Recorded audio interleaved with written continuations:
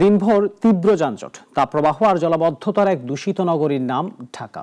সুযোগ সুবিধা বঞ্চিত হয়ে এই শহরে নানা সংকট জটিলতায় বসবাস করছে মানুষ। তবে বসবাস অযোগ্য হিসেবে বিশ্বের তৃতীয় অবস্থানে থাকা ঢাকার হাতিরঝিল অর্জন করেছে আন্তর্জাতিক পুরস্কার এশিয়ান টাউনস্কেপ অ্যাওয়ার্ড। তবে গেল এক যুগেও হাতিরঝিলের মতো আর কোনো প্রকল্প বাস্তবায়ন না হওয়ায় উদ্বিগ্ন বিশেষজ্ঞরা। সানি আহমেদের প্রতিবেদন।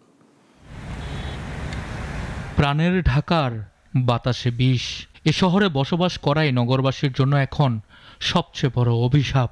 যানজট, দূষিত বায়ু, খাল ও জলাশয়গুলোর দখল, ডেঙ্গু, চিকুনগুনিয়ার প্রাদুর্ভাব, দুর্নীতি, অনিয়ম সহ নানা সংকট জটিলতায় এই শহরে মানুষের বসবাস করা এখন শুধু টিকে থাকার লড়াইয়ের মতো।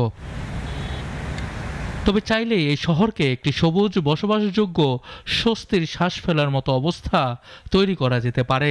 রাজধানীর হাতিরঝিল তার উৎকৃষ্ট উদাহরণ। সম্প্রতি এশিয়ান টাউনস্কেপের পুরস্কারও অর্জন করেছে পরিকল্পিত এই ছোট্ট স্থানটি। তবে এটি তৈরিতে ছিল নানা বাধা, নানা চ্যালেঞ্জ, যে কারণে গেল 12 বছরও আরেকটি হাতিরঝিল উপহার দিতে ব্যর্থ সরকার। প্রকল্পের সবচেয়ে বড় চ্যালেঞ্জ ছিল যে এর জমির মালিকানা নিয়ে বিশাল দ্বন্দ্ব, এবং সবচেয়ে গুরুত্বপূর্ণ বিষয় ছিল এখানে বিভিন্ন নাম করা সংগঠন সহ ব্যক্তি গোষ্ঠী সবাই মিলে এর দখল করার প্রবণতা। তবে সরকারের হাতে আরও কিছু প্রকল্প রয়েছে। চাইলেই হাতিরঝিলের মতো সুন্দর নগরায়ন নগরবাসীকে উপহার দিতে পারে বলছেন এই বিশেষজ্ঞ। দ্বিগুণ মৌজা একটা বড় প্রকল্প, যে প্রকল্পটি হাতিরঝিলের প্রায় 3 থেকে 3.5 গুণ।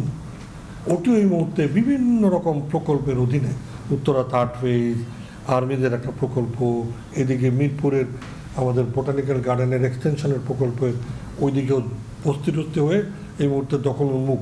ঢাকার অন্যান্য খাল ও জলাশয়গুলোর দখল ও দূষণমুক্ত করা একটি বড় চ্যালেঞ্জ হলেও হাতিরঝিল একটি উদাহরণ, যা সরকারের আন্তরিকতায় হয়ে উঠতে পারে সবুজ, প্রাণবন্ত, তিলোত্তমা, এমনটাই মনে করেন সংশ্লিষ্টরা। সানি আহমেদ, নাগরিক, ঢাকা।